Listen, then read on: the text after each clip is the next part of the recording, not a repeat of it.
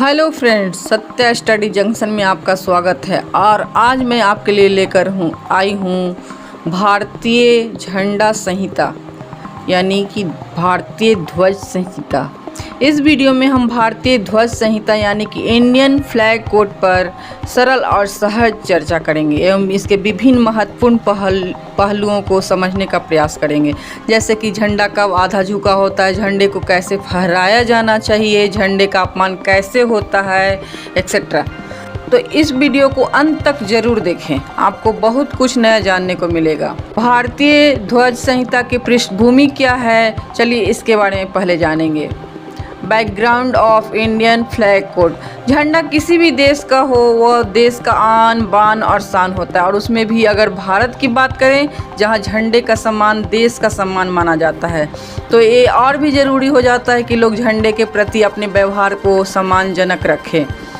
विधि एक उपयुक्त व्यवस्था है जिसके द्वारा झंडे के प्रति सम्मान को सुनिश्चित किया जा सकता है। इसी को ध्यान में रखकर इंडियन फ्लैग कोड नामक एक गाइडलाइन 2002 में जारी किया गया, जो कि झंडे का सार्वजनिक और निजी इस्तेमाल के बारे में विस्तार से चर्चा करता है। यहाँ आपके दिमाग में एक बात और आ सकता है कि अगर ये 2002 में बना है तो क्या इसके पहले इससे जुड़ा कोई कानून या गाइडलाइन नहीं था। यहाँ ये समझना जरूरी है कि इससे संबंधित 2 अधिनियम पहले से ही अस्तित्व में था। सांप्रतिक और नाम अनुचित प्रयोग का निवारण अधिनियम 1950 और राष्ट्रीय गौरव अपमान निवारण अधिनियम 1971। इसके अलावा 1976 में मूल कर्तव्य में भी झंडे के प्रति सम्मान की बात कही है। फिर सवाल यही आता है कि जब ये सब पहले से था तो फिर इंडियन फ्लैग कोड लाने की क्या ज़रूरत पड़ी। दरअसल बात यह था कि अलग अलग कानूनों के चलते चीज़ें बहुत ज़्यादा स्पष्ट नहीं था। जैसा कि ये कानून ये तो बताता था कि अगर कोई राष्ट्रीय झंडे का अपमान करता है या राष्ट्रीय प्रतीकों का गलत तरीके से इस्तेमाल करता है तो उसे कितनी और कौन सी सजाएं मिल सकती है, पर ये कानून ये नहीं बताता था कि झंडे को किस फहराया जाना चाहिए या फिर झंडा फहराने का सही तरीका क्या है इत्यादि। यही कारण था कि भारतीय ध्वज संहिता को लाया गया, ताकि झंडे से संबंधित सभी कानून, परंपराएं या निर्देश आदि एक जगह उपस्थित रहे। अब बात आती है कि इंडियन फ्लैग कोड अस्तित्व में कैसे आया। आपने नवीन जिंदल का नाम जरूर सुना होगा। ये बहुत बड़े उद्यमी और नेता हैं।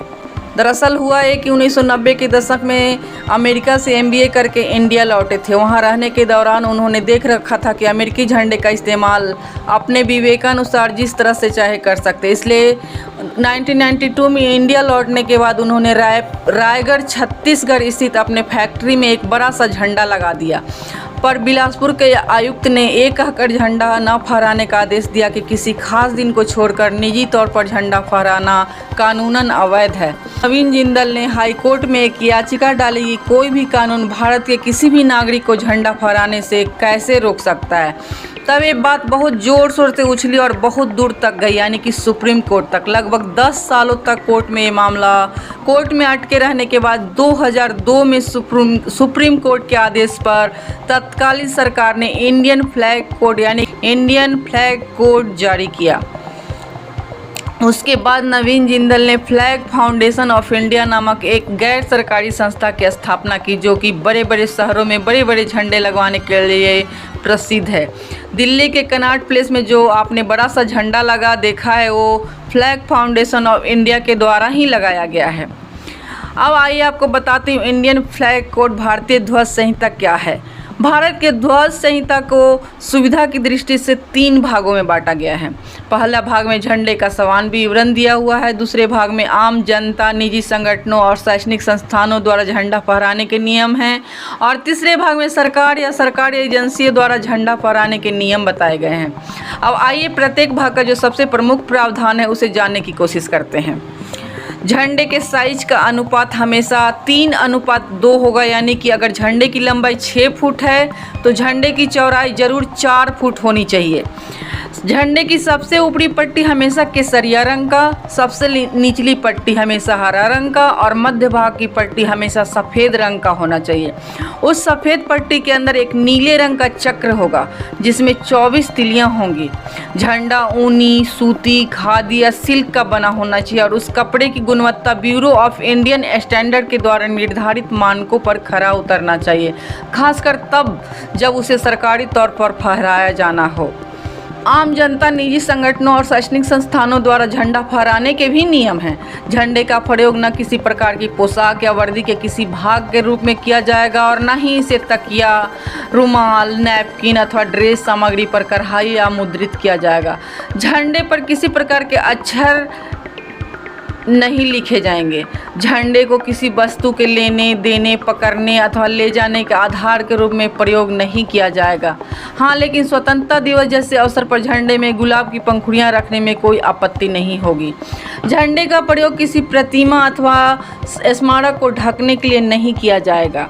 झंडे का प्रयोग न तो वक्ता की मेज को ढकने के लिए और न ही मंच के ऊपर लपेटने के लिए किया जाएगा। अगर झंडा किसी वक्ता के सभा मंच पर फहराया जाता तो इस प्रकार फहराया जाना चाहिए कि जब वक्ता श्रोतागण की ओर मुंह करे तो झंडा उनके दाहिनी ओर रहे, या फिर झंडे को दीवार के साथ पट स्थिति में वक्ता के पीछे और उससे ऊपर फहराया जाना चाहिए। जब झंडा किसी दीवार के सहारे पट स्थिति में और टेढ़ा फहराया जाए तो केसरिया भाग सबसे ऊपर रहना चाहिए, और जब वह लंबाई में खड़ा करके फहराया जाए तो केसरी भाग झंडे के हिसाब से दाईं ओर होगा, यानी कि सामने से देखने वाले व्यक्ति के बाईं ओर होगा। झंडे को जानबूझकर जमीन या फर्श को छूने या पानी में डूबने नहीं दिया जाएगा। झंडे को वाहन, रेलगाड़ी, नाव या वायुयान के ऊपर, बगल या पीछे से ढकने के काम नहीं लिया जाएगा। साधारण जनता, किसी गैर सरकारी संगठन के सदस्य या विद्यालय के सदस्य किन्हीं अवसरों, समारोहों आदि पर झंडे को प्रदर्शित कर सकते हैं, लेकिन निम्नलिखित शर्तों के अंदर। जैसे जब भी कभी फहराया तो उसकी स्थिति सम्मानपूर्ण और विशिष्ट होनी चाहिए। क्षतिग्रस्त या अस्त व्यस्त झंडा प्रदर्शित नहीं किया जाना चाहिए। एक ध्वज दंड पर एक समय में केवल एक ही झंडा फहराया जाना चाहिए। किसी दूसरे झंडे या पताका को राष्ट्रीय झंडा से ऊंचा या ऊपर या बराबर नहीं लगाया जाना चाहिए। झंडे का इस्तेमाल सजावट के लिए नहीं किया जाना चाहिए। पेपर से बने झंडे का प्रयोग जनता द्वारा महत्वपूर्ण राष्ट्रीय अवसरों या खेल कूद स्पर्धा में फहराया जा सकता है, परंतु ऐसे झंडों को समारोह के बाद गौरवपूर्ण तरीकों से निपटान किया जाना चाहिए। जहां झंडे को खुले में फहराया जाना हो, वहां जहां तक हो सके उसे सूर्योदय से सूर्यास्त तक मौसम संबंधी परिस्थितियों का ख्याल किए बिना फहराया जाना चाहिए। जब झंडा क्षतिग्रस्त या खराब हो जाए तो उसे एकांत में जलाकर या ऐसा कोई अन्य तरीका अपनाकर नष्ट कर दिया जाए जिससे उसकी गरिमा बनी रहे। सरकार या सरकारी एजेंसियों द्वारा झंडा फहराने का भी नियम है। जब भी झंडा फहराया जाए तो उसे सम्मानपूर्ण स्थान दिया जाना चाहिए और उसे ऐसी जगह पर लगाना चाहिए जहां यह साफ साफ दिखाई दे सके। सार्वजनिक इमारत पर झंडा सभी दिन और किसी भी मौसम में सूर्योदय से सूर्यास्त तक फहराया जा सकता है। विशेष स्थिति में ऐसे जगहों पर रात में भी झंडा फहराया जा सकता है। झंडे को तेजी के साथ ऊपर चढ़ाया जाएगा, लेकिन धीरे धीरे और आदर के साथ उतारा जाएगा। यदि झंडा इमारत के अगले हिस्से या बालकनी या खिड़की पर आड़े या तिरछे फहराया जाए तो झंडे का केसरी रंग वाला भाग डंडे के उस सिरे की ओर जो खिड़की के छज्जे या बालकनी से सबसे दूर हो। यदि झंडा किसी कार पर अकेले फहराया जाएगा तो उसे कार के सामने दाईं ओर कसकर लगाए हुए एक डंडे पर फहराया जाएगा। राज्य सेना, केंद्रीय अर्धसैनिक बलों की ओर से किए जाने मृतक संस्कारों के अलावा झंडे का प्रयोग किसी भी रूप में लपेटने के लिए नहीं किया जाएगा। झंडा किसी गाड़ी, रेलगाड़ी या नाव के हुड, सिरे, बाजू या पिछले भाग पर नहीं लपेटा जाएगा। राष्ट्रीय झंडा दूसरे झंडों के साथ एक सीधी पंक्ति में फहराया जाए तो उसे सबसे दाईं ओर रखा जाएगा, जैसा कि आप इस चित्र में देख सकते हैं। प्रत्येक राष्ट्रों के झंडे राष्ट्रीय झंडे के बाद उन राष्ट्रों के अंग्रेजी नामों के वर्ण क्रम के अनुसार रखे जाएंगे। इस स्थिति में झंडे की पंक्ति के शुरू और अंत में राष्ट्रीय झंडा रखा जा सकता है और साथ ही वहां भी रखा जा सकता है जहां वर्ण क्रम के अनुसार राष्ट्रों में उसका स्थान स्वाभाविक रूप से आता है। राष्ट्रीय झंडा सबसे पहले फहराया जाएगा और सफ़ेद सबसे बाद में नीचे उतारा जाएगा। जब राष्ट्रीय झंडा कोई दूसरा झंडा एक साथ किसी दीवार पर दो ऐसे डंडों पर फहराया जाए तो एक दूसरे को काटते हो तो राष्ट्रीय झंडा दाईं ओर अर्थात झंडे के अपने दाएं की ओर होगा और उसका डंडा दूसरे झंडे के डंडे के ऊपर रहेगा, जैसा कि नीचे की तस्वीर में दिखाया गया है। ये झंडा दूसरे झंडों के साथ फहराया जाएगा तो सारे ध्वज दंड बराबर आकार के होंगे। अंतर्राष्ट्रीय परंपरा के अनुसार शांति काल में किसी एक राष्ट्र के झंडे को दूसरे राष्ट्र के झंडे से ऊपर फहराना वर्जित है। वाहनों पर राष्ट्रीय ध्वज फहराने का विशेषाधिकार राष्ट्रपति, उपराष्ट्रपति, मुख्य न्यायाधीश और उच्चतम न्यायालय के अन्य न्यायाधीशों, प्रधानमंत्री और राज्य के राज्यपालों, उपराज्यपालों, मुख्यमंत्रियों, राज्यों के उच्च न्यायालय के न्यायाधीशों तथा केंद्रीय मंत्रियों, भारत की संसद के सदस्यों और भारतीय राज्य विधानसभा और विधान परिषद के सदस्य और सेना, नौसेना और वायुसेना के चुनिंदे अधिकारी तक ही सीमित है। भारतीय ध्वज संहिता के कुछ दिलचस्प नियम भी हैं, चलिए जानते हैं। जब भारतीय झंडे को अन्य राष्ट्रीय झंडे के साथ भारतीय क्षेत्र पर फहराया जाता है तो सामान्य नियम यह है कि भारतीय ध्वज सभी झंडों का प्रारंभिक बिंदु होना चाहिए और जब भी झंडे को एक सीधी रेखा में रखा जाता है तो सबसे पहले दाहिनी झंडा भारतीय ध्वज होता है, जिसके बाद अन्य राष्ट्रीय ध्वज भी वर्णमाला के क्रम में होते हैं। अगर एक सर्कल में रखा जाता है तो भारतीय ध्वज पहला बिंदु होता है और इसके बाद अन्य झंडे वर्णानुक्रम में होते हैं। इस तरह के प्लेसमेंट में अन्य सभी झंडे लगभग एक ही आकार के होने चाहिए, जिसमें कोई भी दूसरा झंडा भारतीय ध्वज से बड़ा न हो। प्रत्येक राष्ट्रीय ध्वज को भी अपने स्वयं के पोल से फहराया जाना चाहिए और किसी भी ध्वज को दूसरे से ऊंचा नहीं रखा जाना चाहिए। इस नियम का एकमात्र अपवाद तब है जब इसे संयुक्त राष्ट्र के ध्वज के साथ फहराया जाता है, जिसे भारतीय ध्वज के दाईं ओर रखा जा सकता है। इन संवैधानिक पोस्ट राष्ट्रपति, उपराष्ट्रपति, प्रधानमंत्री, भारत के मुख्य न्यायाधीश, स्पीकर, लोकसभा को विदेश यात्रा पर ले जाने वाले विमान पर झंडा प्रिंट किया जा सकता है, उस विमान में फहराया जा सकता है। जब सरकार द्वारा प्रदान की गई कार में एक विदेशी गणमान्य व्यक्ति यात्रा करता है तो झंडे को कार के दाईं ओर फहराया जाना चाहिए, जबकि विदेश के झंडे को बाईं ओर फहराया जाना चाहिए। कभी कभी आपने देखा हो कि झंडे का आधा झुकाव होता है, तो झंडे का आधा झुकावना राष्ट्रीय ध्वज गणमान्य व्यक्ति की मृत्यु के दिन निश्चित स्थानों पर आधा झुकाया जाता है, जैसे कि प्रधानमंत्री, राष्ट्रपति, उपराष्ट्रपति का ड्यूटी अवधि के दौरान मृत्यु पर राष्ट्रव्यापी रूप से झंडे को आधा झुका दिया जाता है। भारत के मुख्य न्यायाधीश या लोकसभा अध्यक्ष की मृत्यु पर भी दिल्ली में आधा झंडा झुका दिया जाता है।